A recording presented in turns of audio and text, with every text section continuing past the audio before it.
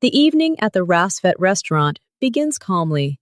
Kiara adjusts the black apron on her uniform. Her shift is in full swing. She carries plates of hot food, clears away empty glasses, and smiles at the guests. Everything is as usual. Her large eyes automatically scan the room, noticing who needs water, who has finished dinner. The door opens. 3 men enter. The air in the room seems to thicken for a second. 2 of the newcomers remain at the entrance. Their gazes slowly and emotionlessly glide over the tables, over the guests' faces, into the far corners. They don't sit. They simply stand and watch. A third person passes between them. He heads for the best table at the back of the room, by the wall. This table is always free in the evenings, even if the restaurant is full. It's not a rule, but everyone understands. This is Junho. Kiara knows him. He comes here once a week, sometimes less often. He never orders himself. His people do the talking. He speaks little, mostly listening. He pays in cash, always leaving a generous tip under the drink. For Kiara, he's just a customer. Not the easiest, but not a problem. She watches him sit down.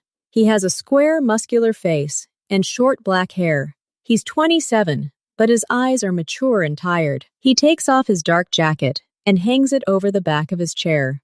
Underneath, he wears a gray shirt that stretches across his broad shoulders. He looks as if he's always been active. He doesn't slouch. He sits up straight, yet relaxed. Another man in a formal suit approaches his table. They begin a quiet conversation. Junho nods, occasionally asking a quick question. There's no smile or anger on his face, just attentiveness.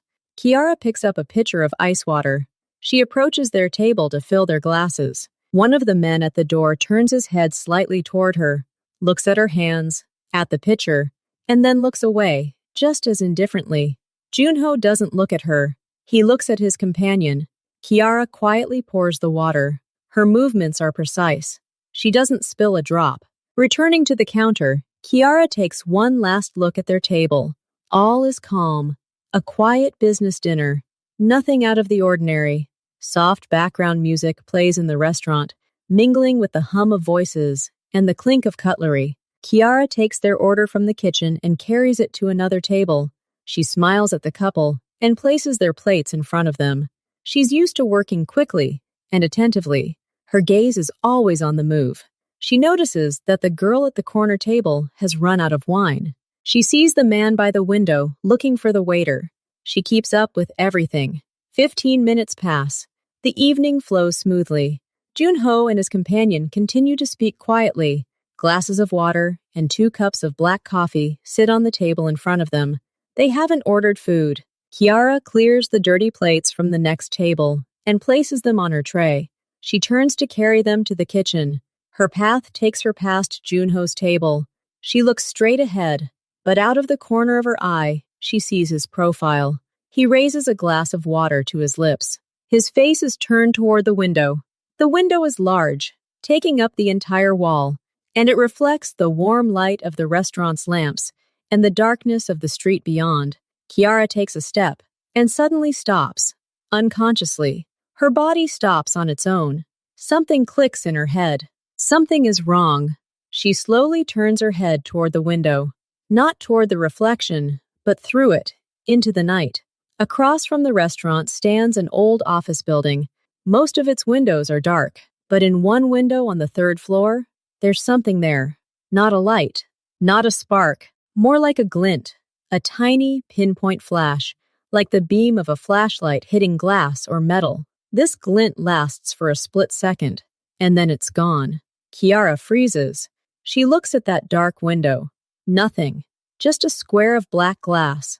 Then the glow appears again, briefly, and then fades again, as if someone outside that window is carefully moving an object, and that object catches the reflection of the street lamp. Her heart suddenly starts beating faster, not from fear, but from some strange, cold attention. She doesn't understand what it is, but her brain screams danger. She looks at Junho again. He's still sitting, turned toward the window, drinking water.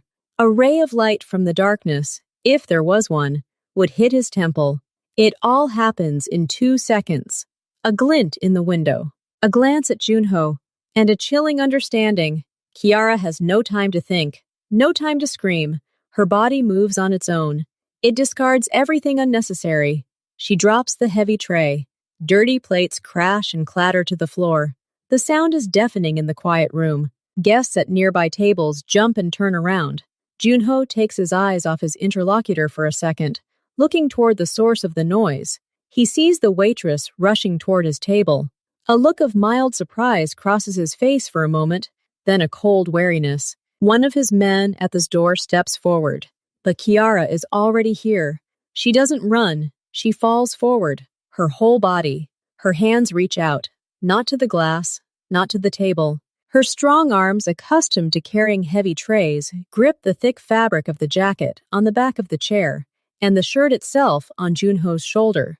She pushes, with all the force that adrenaline and her athletic form give her. Her push is strong and unexpected. Junho is a strong, heavy man, but the chair beneath him is old, with thin legs, and his weight is already shifted forward when he turns toward the sound. He doesn't have time to react. The chair toppled over with a crash, taking Junho with it. He vanished from the table, collapsing heavily onto the floor. His shoulder and head hit the carpet, thudding dully against the wooden floor beneath him. At the same split second he falls. The restaurant window behind him rattles. The sound isn't loud, not at all like a chair falling. It's a short, high-pitched crunch, like someone hitting the glass with a sharp stone. A small, perfectly round hole appears in the large glass. Its edges are sharp, but not crumbling. And then, on the wall directly opposite, a meter from where Junho's head sat, another hole appears, small and neat. From it, thin cracks spread out across the plaster in all directions, forming a shape resembling a spiderweb or a star. White dust falls to the floor. There is complete, absolute silence in the restaurant. Everyone freezes. The guests at the tables, frozen with forks in their hands. The cook poking his head out from behind the kitchen door. Junho's interlocutor, his face white, his mouth slightly open. The silence lasts only a second, maybe two, but it feels like an eternity. In this silence, the only sound is Kiara's heavy, ragged breathing. She stands bent over the overturned chair, her arms still stretched out in front of her. She looks at the hole in the glass, then at the hole in the wall. Her brain finally catches up with what her body has done. Cold sweat breaks out on her back under her uniform. Then the silence is broken by the first sound. It's not a scream. It's a short, frightened gasp from a woman at a table by the window. She looks at the hole in the glass, then at her plate, as if not understanding the connection. And this sigh is enough. The chaos starts slowly, then erupts all at once. Someone screams. Someone drops a glass. Chairs creak. People start jumping up and ducking. But Junho's people are already on the move. They're not shouting. They're acting. The man standing by the door who stepped forward is at the table faster than anyone can process. He doesn't look at Kiara. He drops to one knee next to the overturned chair, blocking Junho's view of the window with his body. The second man is already there, grabbing Junho's companion by the elbow and abruptly pulling him off the chair and onto the floor. Junho's calm but firm voice comes from the floor. There's no panic or anger in it, only clarity and command. Calm down. Everyone, calm down. His guard, kneeling, speaks quickly into his ear. Junho nods. He lies on the floor, covered by the body of his man and a massive table. He doesn't try to get up right away. The second guard raises his head and speaks loudly and clearly, cutting through the growing noise. Everyone on the floor, get away from the windows, now! His voice doesn't waver. It sounds like an order that's not to be questioned.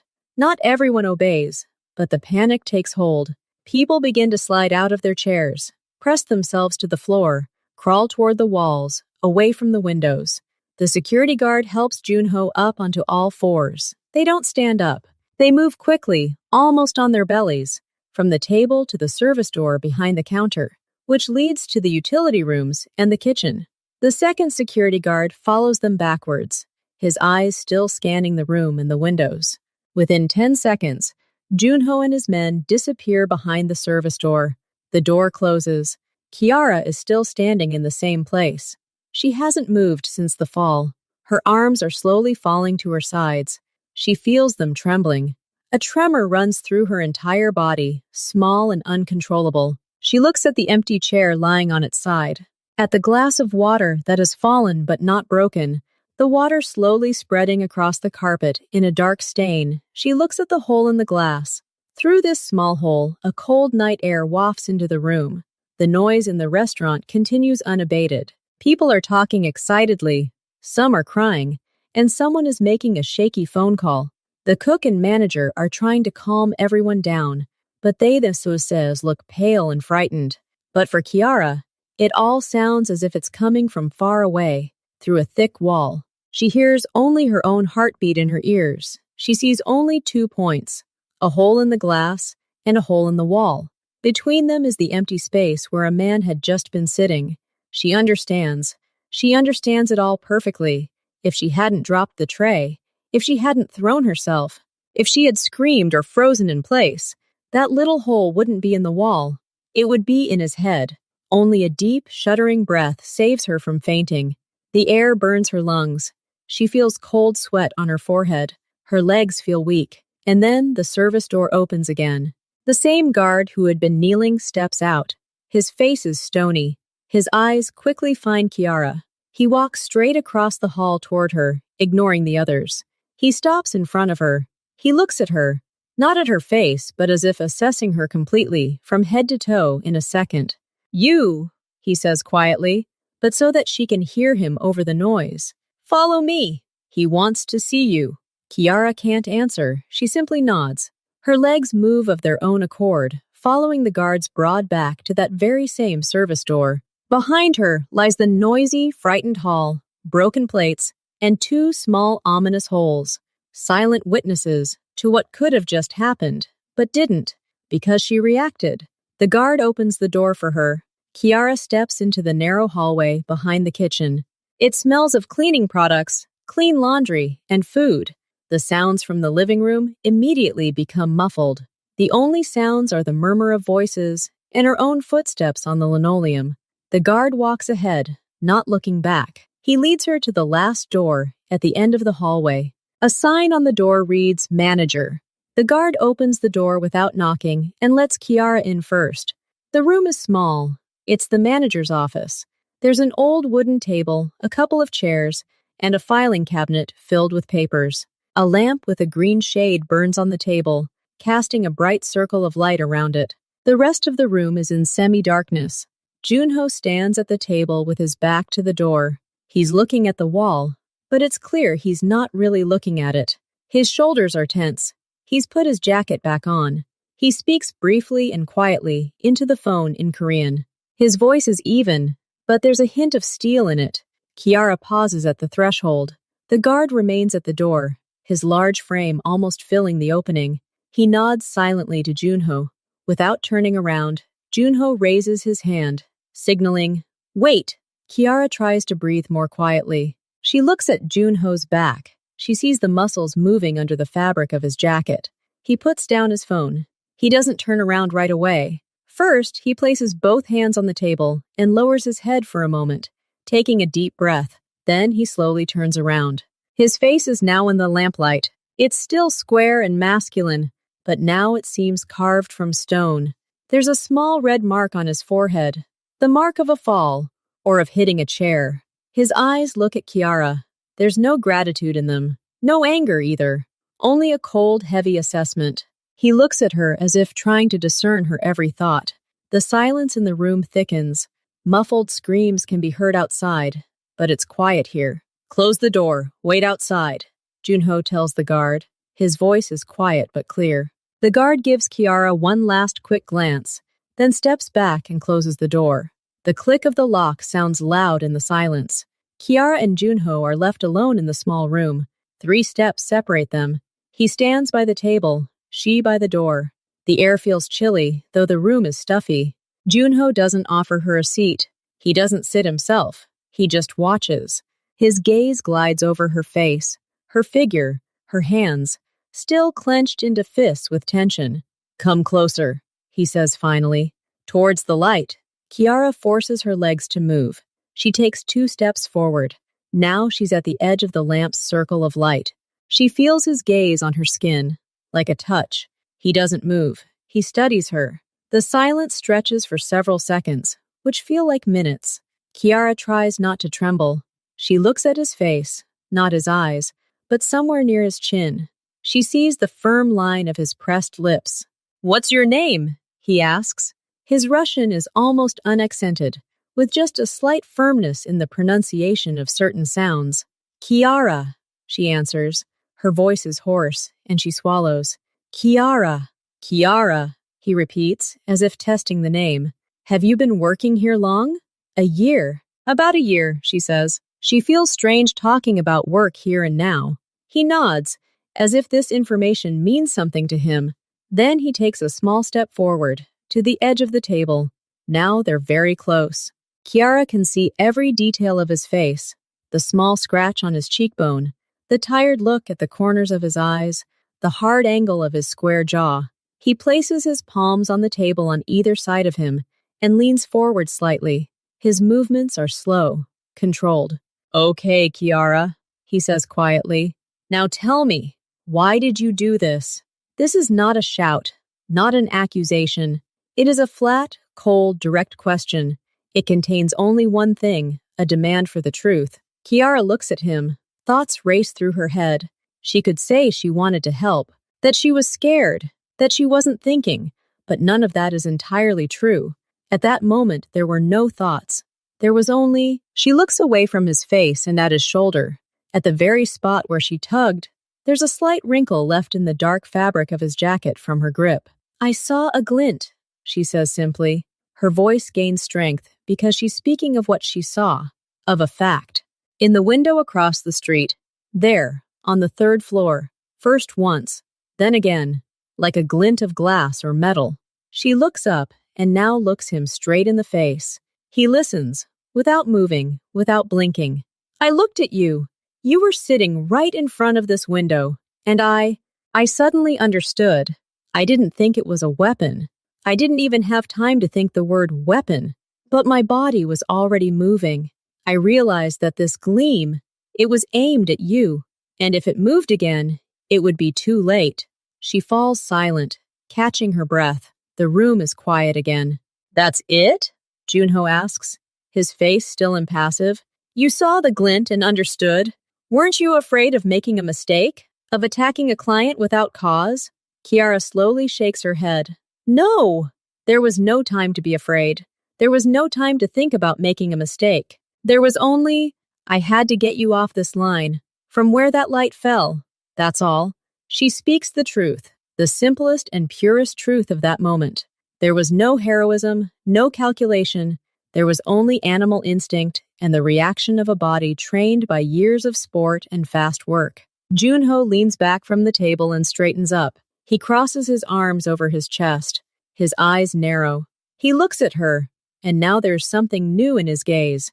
Not trust yet, but interest, analysis. "You didn't know it was dangerous," he states, as if to himself. "You risked your job. They might have thought you were crazy, but you did it anyway." "Yes," Kiara says simply. "Why?" he asks again. But this time it's about something else. Not about the effect, but about a deeper cause. Kiara shrugs. The movement comes out tired and sincere. "I don't know. Probably. Because if I hadn't pulled and something had happened, I wouldn't have been able to look at myself afterwards. It would have been worse than any mistake." She says these words, and only now realizes that they are true. She is not a hero. She is simply a person who could not live with the thought that she could have prevented disaster, and did not. Junho looks at her for a long moment. Then his gaze softens. It doesn't warm, but some of the icy pressure disappears. He nods slowly. "Okay," he says again. The word sounds like a conclusion, like a verdict. He turns away from her, picks up the phone from the table, dials a short number, and puts the receiver to his ear. "Insock," he says. "Come in." The door opens almost immediately. A guard he called Inseok enters the room. He looks at Junho, waiting for orders. Junho looks at Kiara, then at his man. "She's telling the truth," Junho says. "Insoku. She just saw and reacted. Nothing more." In-Seok nods, as if that were enough for a full report. Now there's a problem, Junho continues, his voice becoming businesslike and firm again. He looks at Kiara. You became a witness. Whoever was in that window saw you too. Now you're part of this story. You're in danger just like me. These words fall like heavy stones into the silence of the room. Kiara feels the cold dread that had receded during the conversation wash over her again. But this time it's not panic. It's a slow, chilling realization. The life she knew has just ended. Junho looks at her, gauging her reaction. He sees her large eyes widen even further, and she unconsciously takes a half step back, bumping into the door. They saw you, he repeats, slowly and clearly, to ensure the words sink in. Okay, we're leaving now. Through the back door. You stay with her. Junho looks at Kiara again. This man, In-Seok, will be with you from now on. He's responsible for your safety. You do everything he says. No questions asked. Understood? It's not a question. It's an order. Kiara nods silently. Her mind tries to process what's happening. Guard, security, danger. The words whirl around in her head, finding no place. You're going home with him now, Junho continues. You'll take the necessary things for a few days. You won't stay in your apartment. He'll find you somewhere else. But my work, my things, Kiara begins. Your work ended tonight, he says bluntly. Call and tell him you're not coming anymore. As for the things, In-Seok will arrange everything. He takes a notepad and pen from the table, quickly writes something, tears off a sheet of paper, and hands it to her. This is my personal number. For emergencies only. In-Seok will be your contact with me. Kiara takes the paper automatically. The numbers on it dance before her eyes.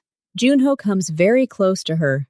Now she can see every pore on his skin, the coarse stubble on his cheeks. Listen to me carefully, Kiara, he says so quietly that only she can hear. You saved my life. I will not forget that, and I will not let anything happen to you because of it. But for that, you must listen and obey. Your old world is over. A new one is about to begin. Breathe, hold on, and don't do anything stupid. He steps back, nodding to In-Seok. He opens the door. Take her through the warehouse, to the back door. The car is already waiting. In-Seok places his large hand on Kiara's shoulder, not roughly, but firmly, and guides her into the hallway. She walks as if in a dream. She glances over her shoulder. Junho is already standing at the desk, talking on the phone again. He doesn't look at her. He's already solving the next problems. In-Seok leads her not toward the main hall, but in the opposite direction, through a narrow door into a warehouse. The place smells of vegetables and cardboard boxes. He quickly opens the heavy metal door leading to the back exit. Outside, in a dark alley, a black SUV waits, its engine running. In-Seok puts Kiara in the back seat and sits down next to her. The driver, another man with the same inscrutable expression, immediately takes off. The car pulls out of the alley onto a deserted night street. Your address, In-Seok says. His voice is low and calm. Kiara automatically recites the street and house number. She looks out the window. The city floats past, familiar and suddenly foreign. She puts her hand on the bag she's never let go of. It's just her wallet and phone, all she has from her old life now. The car pulls up to her house, an ordinary 9-story panel building. In-Seok gets out first, glances around the yard, then opens the door for her. Quickly, just the essentials. Clothes for 3 or 4 days. Documents. Medication, if needed. No trinkets. 5 minutes. He takes her up the elevator, stands next to her at the door of her apartment, while she searches for her keys with trembling hands. In her small hallway, she feels briefly safe, but it's a false sense of security. In-Seok doesn't go inside. He stands in the doorway, blocking it, and checks his watch. Kiara runs into the room and grabs her gym bag. She mechanically folds jeans, t-shirts, and underwear.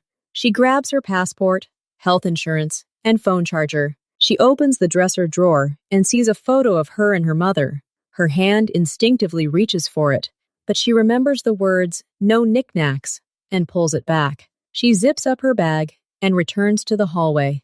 That's it, she says quietly. In-Sok nods, goes out onto the landing, lets her out, then locks the door with her own key. I have the key, he says. Let's go. The car takes her halfway across the city to a quiet residential area with new buildings. They are shown to a one-room apartment on the third floor. It is clean and impersonal, like a hotel room. The furniture is minimal. The kitchen has running water and a kettle. In-Sok says, I'll be in the next room. He points to the sofa in the living room. You sleep there. Don't open the door to anyone but me. Don't go near the windows. Junho Sashi will arrive tomorrow morning. He'll talk to you. He goes into the small room and closes the door. Kiara is left alone in the middle of the stranger's living room. She puts her bag on the floor and slowly sinks onto the sofa. Silence. And then everything comes crashing down on her. Her body begins to shake. A fine, uncontrollable tremor runs through her entire body. She hugs herself, but it doesn't help. Images of the evening flash before her eyes again. A glint in the window. Junho falling. The sound of breaking glass. A hole in the wall. Junho's gaze in the utility room. She thinks about her apartment. About her job, which is finished. About her colleagues, about her manager, who is probably now giving a statement to the police. What do they think? What did she do? She thinks about that man in the window. He saw her. Junho said it twice. So it's true. Somewhere out there, there's a man who wanted to kill, and she stopped him. And that man now knows her face. The fear comes not like a wave, but like a slowly inflating balloon inside her chest. It presses on her ribs, making it difficult to breathe. She lies down on the sofa, staring at the white ceiling. The clock on the wall ticks. Every minute drags on endlessly. She tries to sleep, but her eyelids won't close. Every rustle behind the wall makes her jump. She gets up and checks that the front door is locked.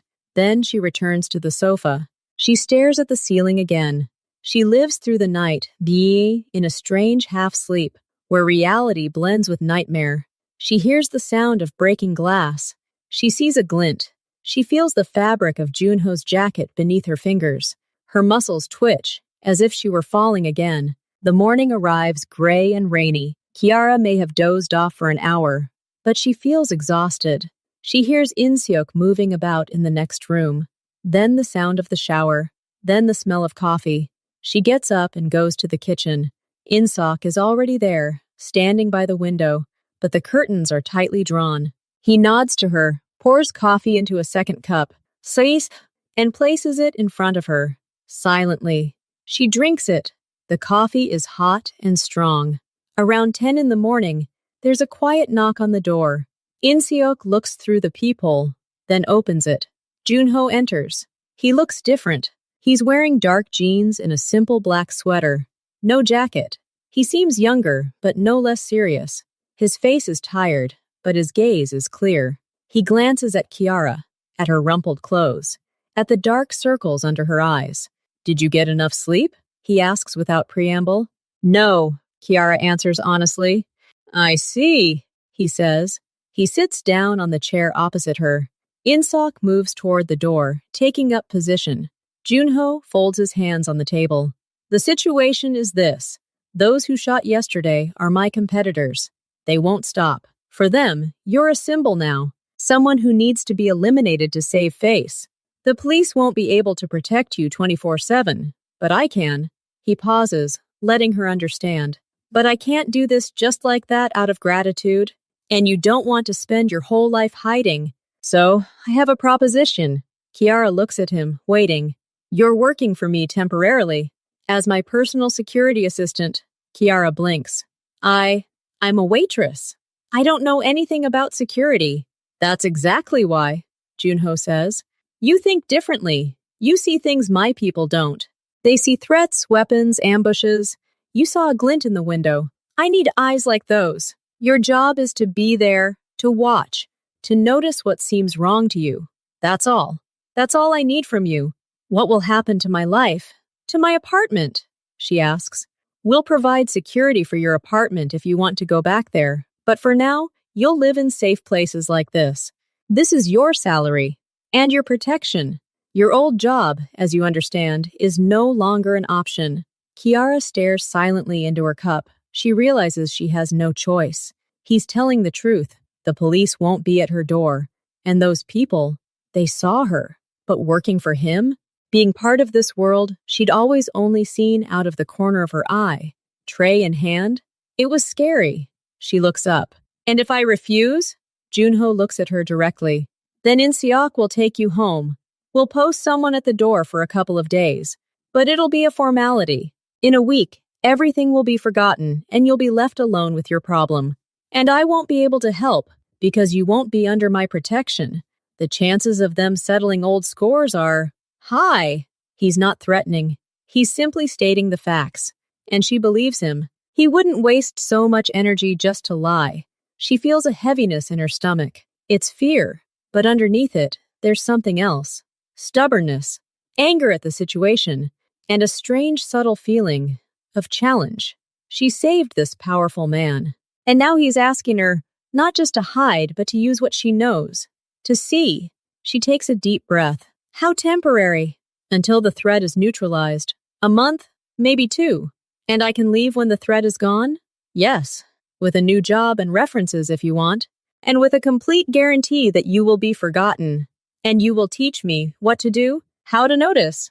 In-seok will teach you the basics. The rest is up to you. Kiara looks at In-seok. He stands motionless, like a rock. Then she looks at Junho, at his square, serious face. She thinks about the glint in the window, about how her body reacted before her thoughts. Perhaps this is that very skill. She has no choice. But even if she did, could she return to the trays and smiles, knowing that somewhere out there was a man with a gun who remembered her face? No. Running was useless. All that remained was to accept the rules of the new game. She sits up straight in her chair. Okay, she says quietly but clearly. I agree. Junho nods slowly. Something like respect flickers in his eyes. Okay, today is a day of rest. Tomorrow, In-seok will start teaching you. He stands up. And Kiara, welcome to the new reality. Try to survive it. The next morning, In-seok begins teaching Kiara. The lessons take place in the same safe apartment. In-seok doesn't seem like a teacher. He speaks little and only to the point. The first exercise is simple. He places Kiara in the middle of the living room. Close your eyes, he says. Kiara closes them. What am I wearing? In-seok asks after a minute. Kiara opens her eyes. She looks at him. Dark pants, a dark gray long-sleeve shirt, and regular sneakers. Pants, shirt, shoes, she says. The color of the shirt? Asks In-seok. Gray. The shade? Kiara is silent. She doesn't know. Are the cuffs buttoned? In-seok continues. She looks. Yes, they are buttoned. Which hand is the watch on? Which wrist? On the left, Kiara quickly answers. Okay. And yesterday? Asks In-seok. Kiara freezes. Yesterday? She doesn't remember. You don't remember, In-seok states. That's normal. You're not trained. Now you will train. Your job is to see details. Always. He makes her stare out the window at the empty parking lot for 5 minutes, then asks how many cars passed, what color they were, and which way they went. At first, Kiara gets it wrong all the time. She saw them, but she doesn't remember them. Then In-seok teaches her to read the street. People are creatures of habit, he says. The mailman comes at 10. The neighbor walks the dog at 7 in the evening. The old lady looks out her third-floor window from 4 to 5. When a habit is broken, it's a signal. Not always dangerous, but always a reason to pay attention. He teaches her to look at people's hands, not their faces, at their shoes, at the way someone carries their bag. He shows her what it looks like to be simply waiting, and what it looks like to be watching. The one waiting has a bored look. He looks at his watch, at his phone. The one watching looks right through you. His eyes move, but don't focus on the details around him. He's looking for one goal. Kiara listens and tries to remember. Her head aches with tension. She's never thought like this before. She's simply lived. Now she's learning to see the world as a set of signs and signals. In-seok doesn't praise her. He simply nods when she gives the correct answer. But one day, when she accurately describes a person he'd shown her in a photograph 5 minutes earlier, he says, "Not bad. You're learning fast." For Kiara, this sounds like the highest praise. 3 days later, Junho arrives in the morning. He looks at Kiara, assessing her. Ready to go? He asks curtly. Kiara nods, though inside she's clenched with fear. She puts on the dark, comfortable clothes they bought her. Nothing bright, nothing that would restrict her movement. Their car is different, not black, but gray, a regular sedan. In-seok is driving. Junho sits in the back seat, Kiara next to him. She tries to sit closer to the door. Where are we going? Yee, she asks quietly. Business meeting. In a neutral location. Your job is to stay close and observe. Everything. If anything seems strange, speak quietly to In-seok over the comm. He hands her a small, transparent earpiece. Put it on. You'll hear us, and we'll hear you. Only speak if something's important. Kiara inserts the earphone. She barely feels it in her ear.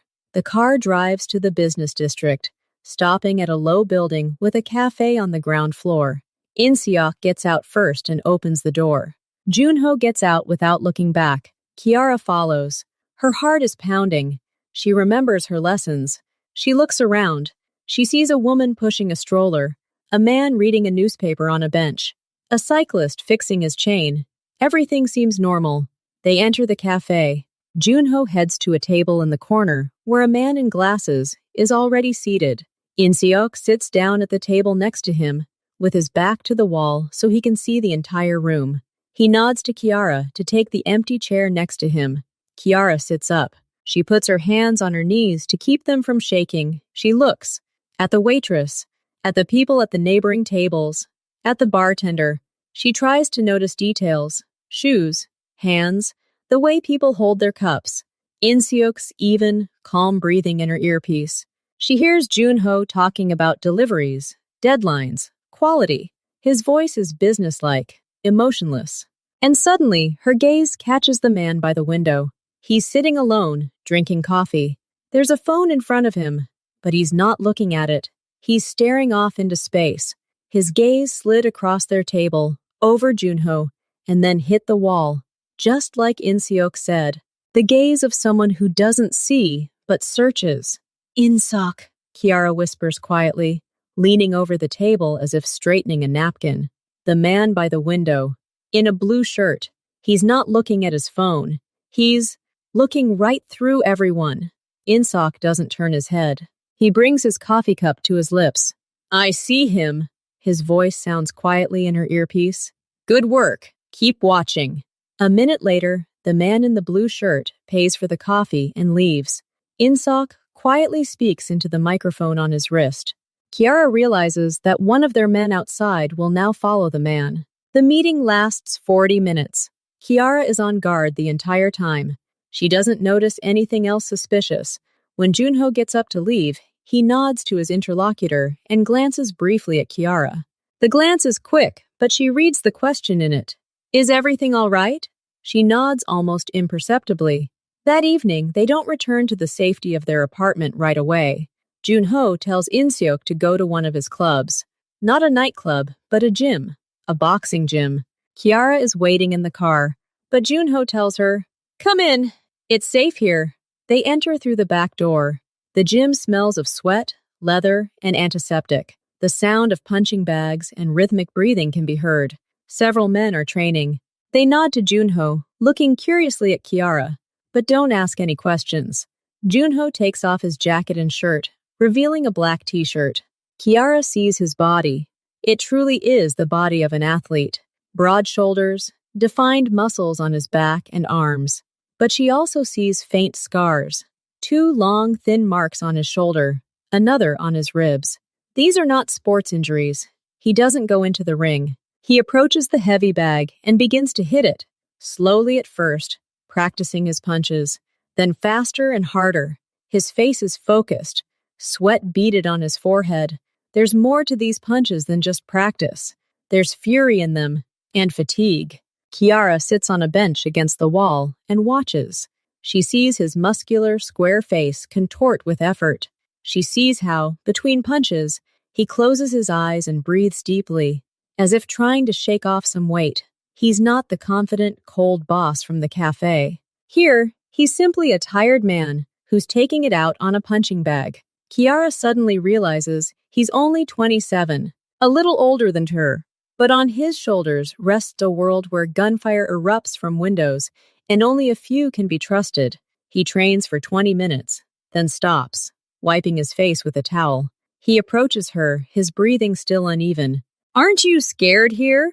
he asks, meaning the gym, the men, the atmosphere. "No," Kiara tells the truth. Here, among this honest physical labor and sweat, she's less scared than in that cafe.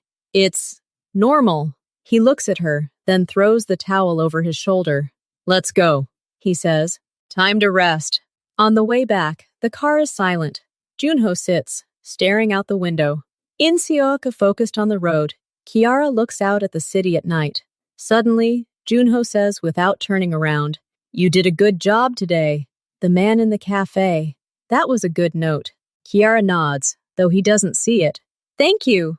"You're welcome. It's your job now." He falls silent, but the silence is no longer so tense. "Why boxing?" Kiara asks unexpectedly. She bites her tongue immediately, afraid the question is too personal. But Junho doesn't get angry. He shrugs. "Habit. Since youth, it's all simple there. Either you hit or you get hit. Either you defend yourself or you get hit. Clear rules. A clear outcome." He turns and looks at her.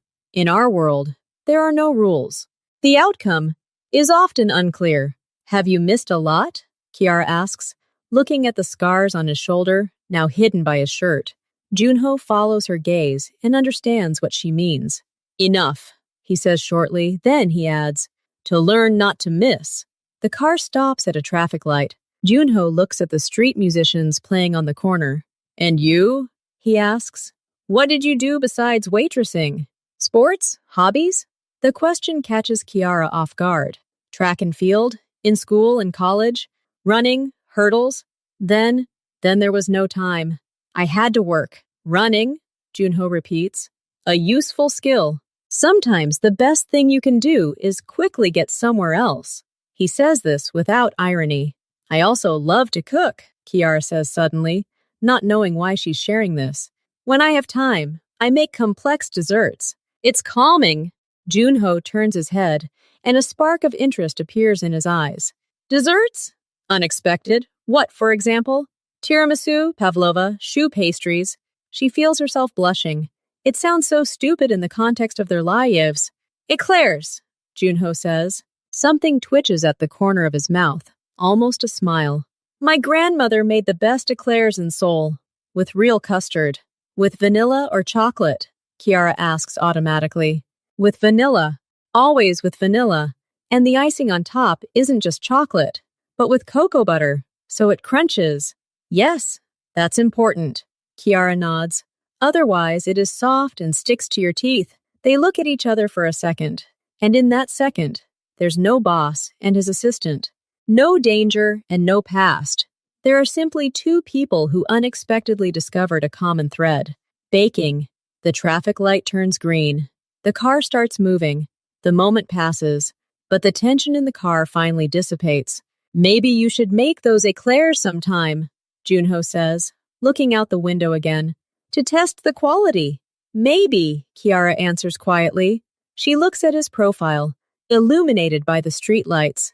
He's become serious and closed off again. But something has changed. The wall between them has cracked a tiny bit, and through that crack, a little ordinary human warmth has passed.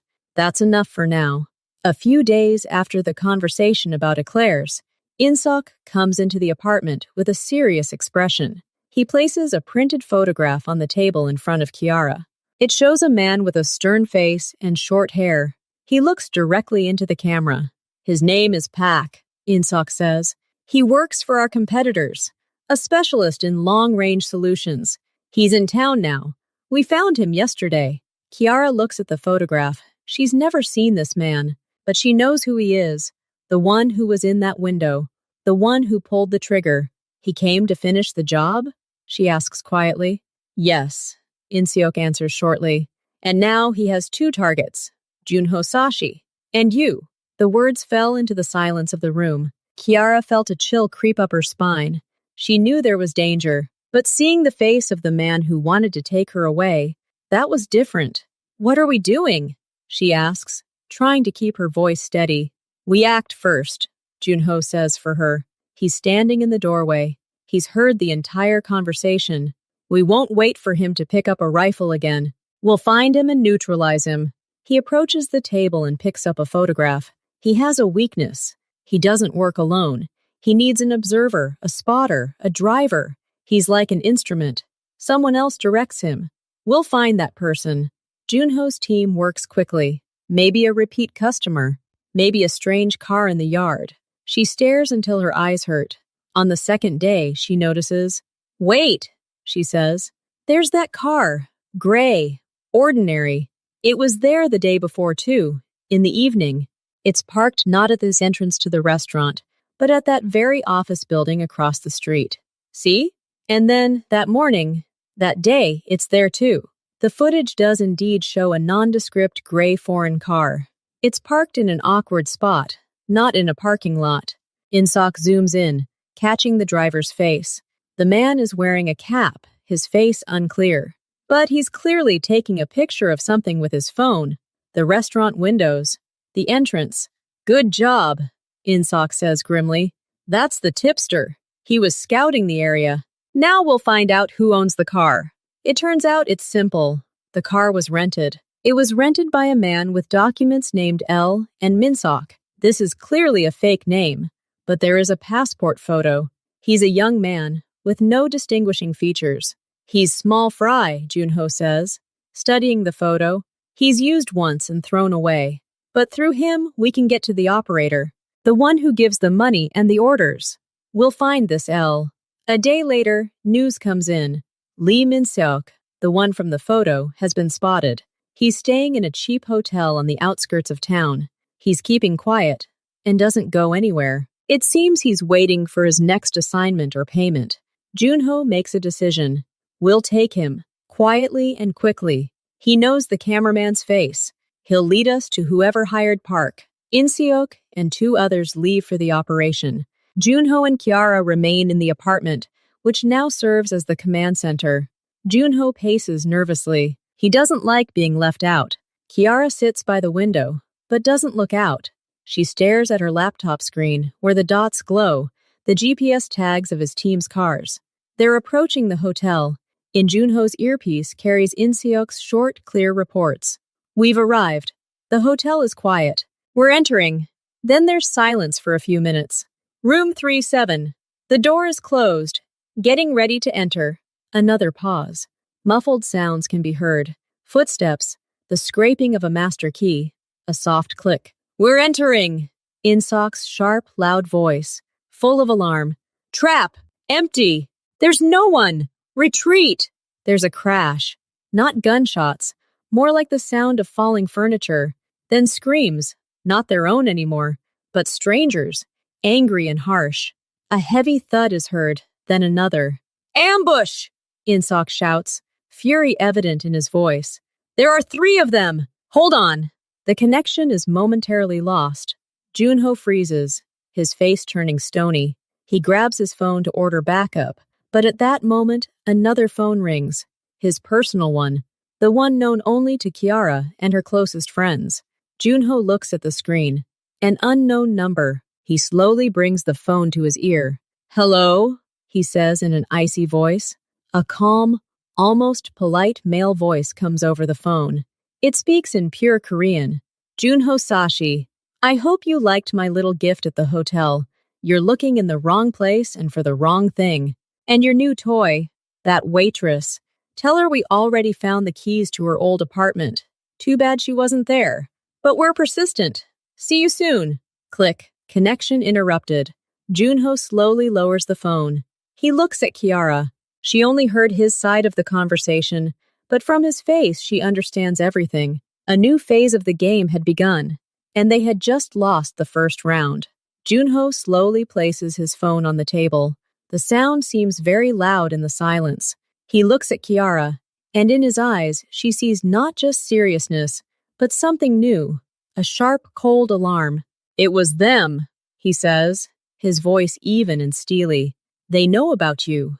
They call you toy, and they were in your apartment. The words, in your apartment, fall like a stone into the silence of the room. Kiara feels the ground slipping from under her feet. Her apartment is the last place connecting her to her old, normal life. And now they've been there, crossed that threshold. They tried to find you there, Junho continues. They didn't find you, so they'll look here. That means your status has changed. Before, you were an accidental nuisance. Now you're an official target, an insult that must be eliminated. That changes everything. Inseok's voice comes through the earpiece again, hoarse and strangled. They've left. One was wounded, not seriously. There were more of them. They were waiting for us. It was a pure provocation. Lee Min-seok was never there. I know, Junho says into the microphone.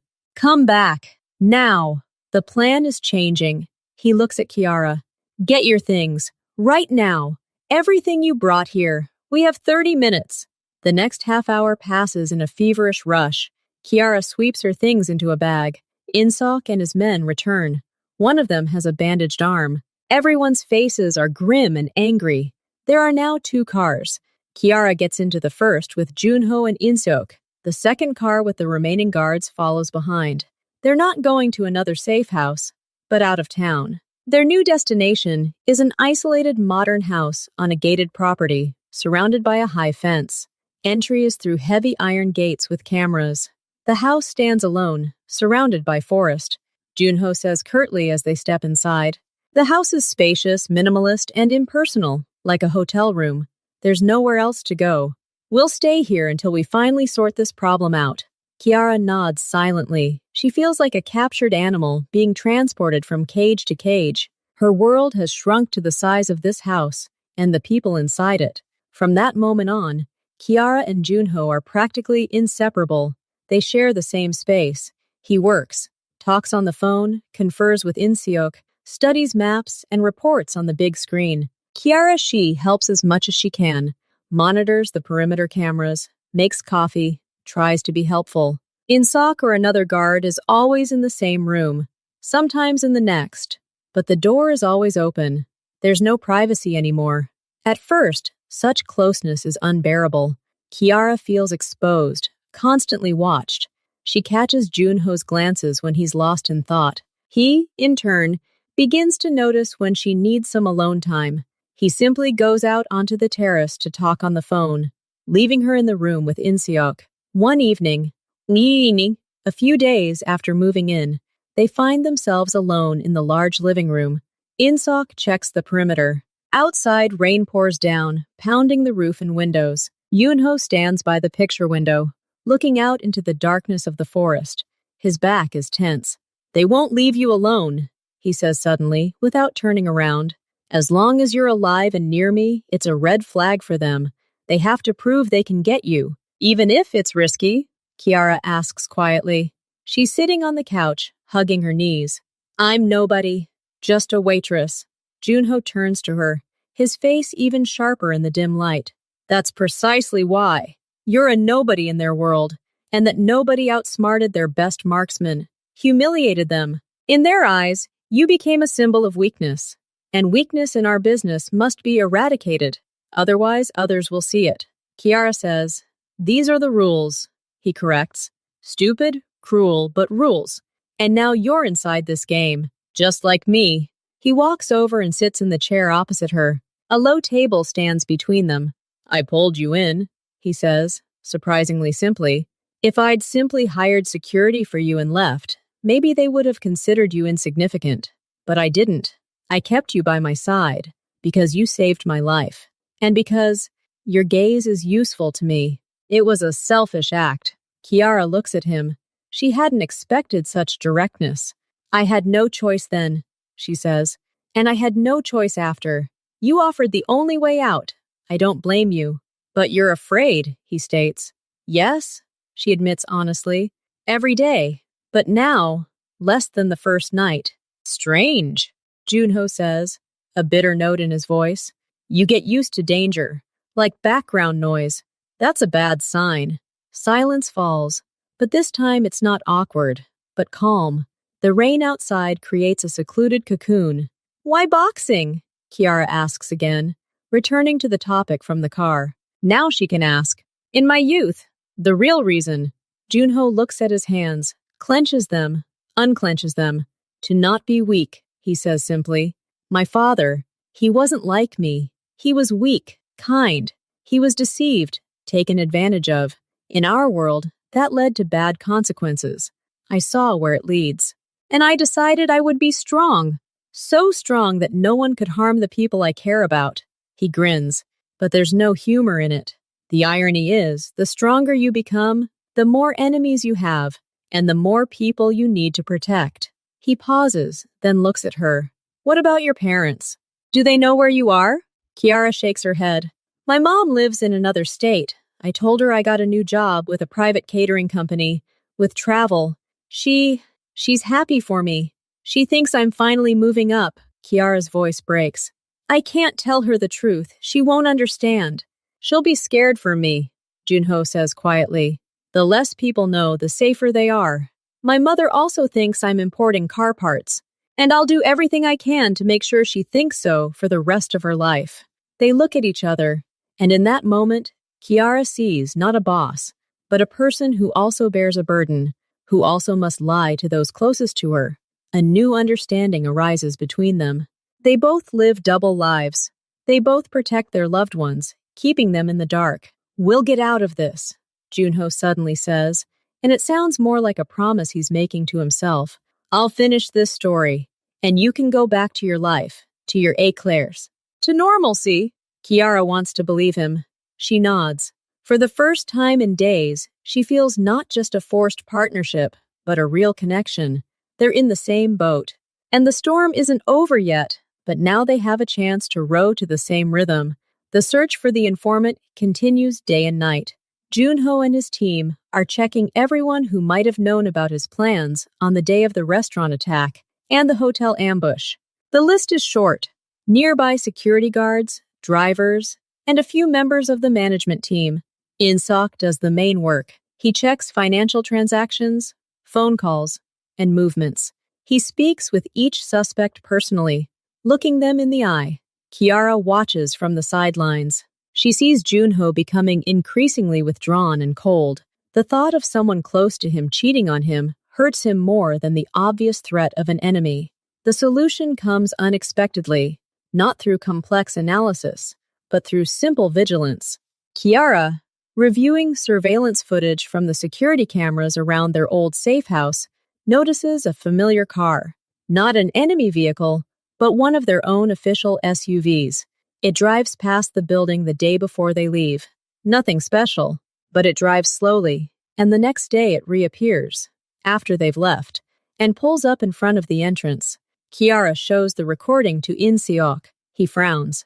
It's Yoon's car. He's in charge of logistics, transportation. What did he want at your house when you were no longer there? In-seok starts digging deeper. It turns out Yoon is a longtime employee, considered reliable by everyone. But he's got problems. Large debts from gambling. Debts no one knew about. Junho summons Yoon to his office in the city, ostensibly for an urgent mission. Yoon arrives unsuspecting, acting as usual. But when In-seok calmly shows him printouts of his phone calls to numbers linked to competitors and photos of his car outside Kiara's house, his face turns white. He tries to defend himself, but his words falter. Junho doesn't shout. He sits at the table and looks at Yoon with such icy disappointment that Yoon feels physically ill. How much? Junho asks quietly. Yoon mumbles the amount. It's not that big. He sold information about the boss's movements and the new girl who's getting in everyone's way for just a few tens of thousands, out of fear of debt. In-seok and two others lead Yoon away. Junho sits alone in the office for a long time. When he returns to the country house, his face seems aged. He says to Kiara, looking past her, "We found it. It was Yoon. He sold us out because of gambling debts. Now they knew where we were and knew we would follow the wrong trail at the hotel, all because of money." With the informant eliminated, the main leak disappears, but the threat remains. Park and his employers are still out there somewhere. Junho decides to lure them out. He plans a controlled trip to the city, supposedly for an important meeting. According to their intel, the competitors are eager for action. They need to be shown an opportunity. The route is carefully planned. 2 cars. In the first, Junho, Tiara, and In-seok are driving. The second car, with security, follows behind. The trip is planned for the day on a busy highway. The first 20 minutes are calm. Kiara sits in the back next to Junho. She looks out the window, but now her gaze automatically scans for oddities. The car following them for too long. The motorcyclist who doesn't overtake. In-seok drives calmly, but his eyes are constantly moving, checking the mirrors. There's a tail, he says quietly. A silver minivan, 2 cars back. I see it, Junho replies just as quietly. He doesn't look surprised. They turn off the main highway onto a less busy road leading to the business district. There are fewer cars here. The minivan is still behind, keeping its distance. And suddenly, the situation changes. A large truck suddenly pulls out from a side street. It doesn't swerve directly in front of their wheels, but it blocks their lane, forcing In-seok brake sharply and change lanes. At the same moment, the minivan accelerates and tries to catch up with them on the left. Get ready! In-seok shouts. It's a trap. They want to put them in a pincer movement. A truck in front, a minivan on the side, to force them to stop or crash. In-seok hits the gas, trying to get in front of the truck's nose. It's no use. The truck is too massive. The minivan is almost there. Kiara presses herself against the seat, her heart pounding. She hears Junho shouting orders over the comms to the second car, which, however, is also blocked by another vehicle. She sees the window of the minivan roll down. There's a man sitting there. Not Pak, someone else. His hand is holding something. In-seok's lessons remain. She looks not at the man's face, but at his hands, at his posture. He takes aim, but his car rushes alongside him on the uneven road, rocking him. He can't aim properly. And then she remembers something In-seok said about driving. If they attack from the flank, change speed abruptly. Either floor it or floor it. Throw out your aim. In-seok, slow down, she shouts without thinking. In-seok, acting on instinct, slams on the brakes. Their heavy SUV nosedives sharply, and their speed drops. The minivan, which had already pulled up alongside and was preparing to act, leaps forward half a car length. The man in the window is thrown forward by the momentum, his gun arm twitching, the barrel slamming against the window pillar. He momentarily loses control. That second is enough. The second security car, having managed to avoid its obstacle, hits the minivan's rear bumper at full speed. It spins, and with a screech of tires, flies off the road, crashing into a pole. Good job, he says hoarsely. Very good job. Junho looks at Kiara silently. There's more than just gratitude in his eyes. Deep, silent respect. She didn't panic. She remembered the lesson and applied it. She saved them for the second time. They return to the country house. This time, there's no defeat in the air. There's a cold, focused rage. They were openly attacking the road. They knew about the trip. This means the competitors either have other sources of information or they're keeping a very close eye on them. Junho's patience has snapped. Enough, he says, gathering In-seok and his key men. Kiara is present at this meeting. She's already part of the team. We fought back. We hid. They took that as weakness. They think they can hunt us with impunity. It's time to show them the error of their ways. He spreads a city map and several photographs on the table. A photo of Park. A photo of the head of a rival gang, an elderly man named Kim. Photos of their key targets. 2 nightclubs, an office building disguised as a trading company, a warehouse complex. We won't fight them, Junho says. We'll ruin them. We'll deprive them of their money, their faces, and their patrons. He presents a plan. Clear, multi-pronged, and as legal as possible. Using incriminating evidence gathered over months, they pass information to law enforcement about the club's illegal activities. Through their business connections, they cut off the supply chain for the front company. Crucially, they found their weak point, a large shipment of valuable goods scheduled to arrive at a warehouse complex in 3 days. Without this shipment, their cash flow will be disrupted for months. But they're guarding it heavily, one of the men notes. I know, says Junho. So we won't hit the security. We'll hit the information. We'll make sure their own suppliers reroute the shipment. And when their people arrive at the empty warehouse, we'll pass on an anonymous tip about a showdown between rival groups being planned there. Let the police welcome them with open arms. It's clever, it's cruel, and it must work. The plan requires precision and absolute secrecy. Junho personally oversees every step. The next 3 days are a time of quiet, invisible war. Kiara watches Junho barely sleep, coordinating actions over the phone and through secure channels. She sees his team, inspired by his determination, working tirelessly. She also receives the task herself. She has a good memory and attention to detail. She helps verify data, looking for discrepancies in competitors' documents that could be exploited. She finds several errors in their shell company's invoices, which Junho immediately forwards to her contacts at the tax office. Finally, the big day arrives. It's nighttime. Junho, In-seok, Mos, and Kiara are in the house in front of a large screen displaying a map. Glowing dots on it are the GPS tags of their people and, according to intelligence, their competitors' vehicles. Everything goes almost according to plan. A shipment of goods, following the fake instructions altered by hackers, detours and heads off to an unknown destination. A team of competitors, led by Kim's trusted confidant, arrives at the warehouse. They are confused. At that moment, police cars, sirens blaring, enter the premises. The arrest begins.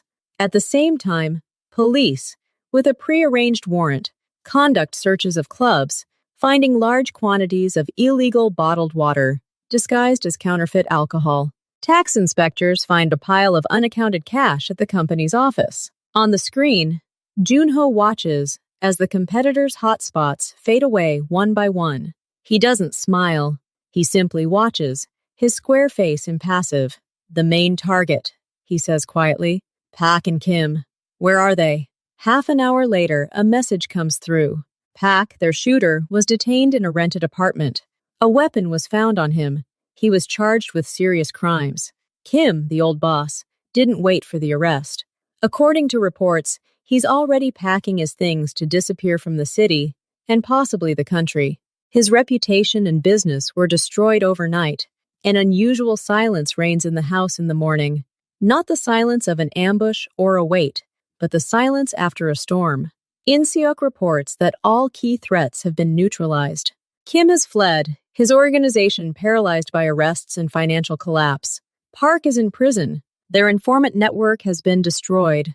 The guards are still on duty, but the tension has eased. People speak more quietly. Their movements become more fluid. Even the air in the house feels lighter.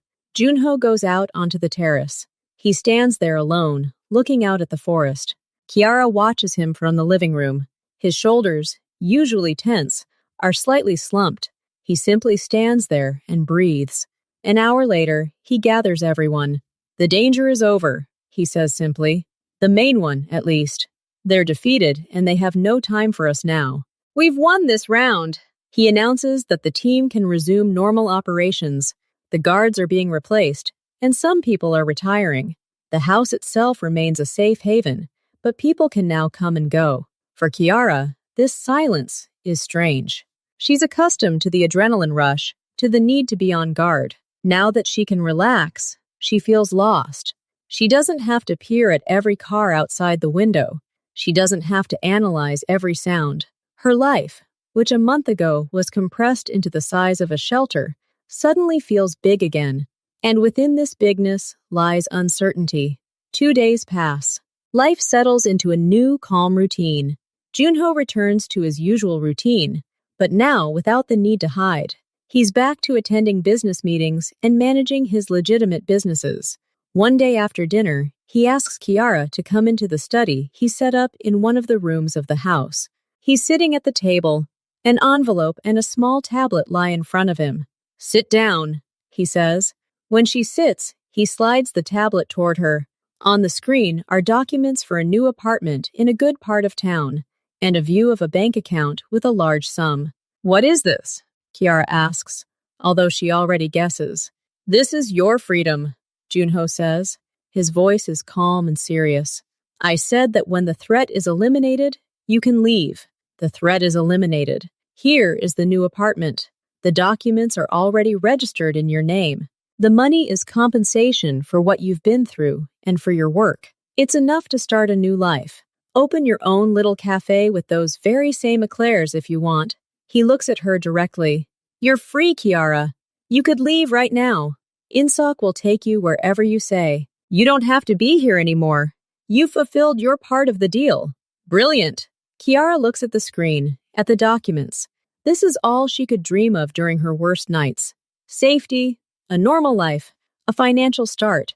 Anything to forget this nightmare and start over. She looks up at Junho. He's waiting. His face doesn't express any hope. He's simply giving her a choice as he promised. And then she understands. She doesn't want to leave. This thought comes not as a flash of insight, but as a quiet, firm certainty. The terrible month didn't break her. It changed her. He hadn't expected this question. Why? He asks. The danger has passed. You can live a normal life. What is a normal life? Kiara asks. I'm not the same waitress who dropped the tray a month ago. I can't just forget everything I've learned. I don't want to forget. She pauses, collecting her thoughts. You said my perspective is useful. Is that true? Or was it just for the duration of the danger? Junho slowly leans back in his chair. He studies her face, her large, now hard eyes. It's true, he says honestly. You see what others don't. You have instinct and composure. There are few people like you. Then I want to stay and work, Kiara says clearly. A real job, not as the girl who needs to be protected, but as part of a team. I'll learn everything I need to. I've already started. Junho is silent for a long moment. Then that same sparkle, almost a smile, that she saw when they were talking about eclairs appears in his eyes. It won't be easy, he warns, and it's not always safe, even now. I know, Kiara says, but running away from this now is scarier for me than staying. Junho nods. He closes the lid of his tablet and sets it aside. Okay, he says simply. Then welcome to the team. Officially. He extends his hand across the table. Not like a boss to a subordinate, like a partner to a partner. Kiara puts her hand in his. His palm is firm and warm. I agree, she says. The envelope with the apartment documents and money remains untouched on the table. She no longer needs it. She has already found what she was looking for. Not a refuge, but a place. Not protection, but a purpose. And a man next to whom she feels not weak, but strong. Her choice has been made. And this is only the beginning.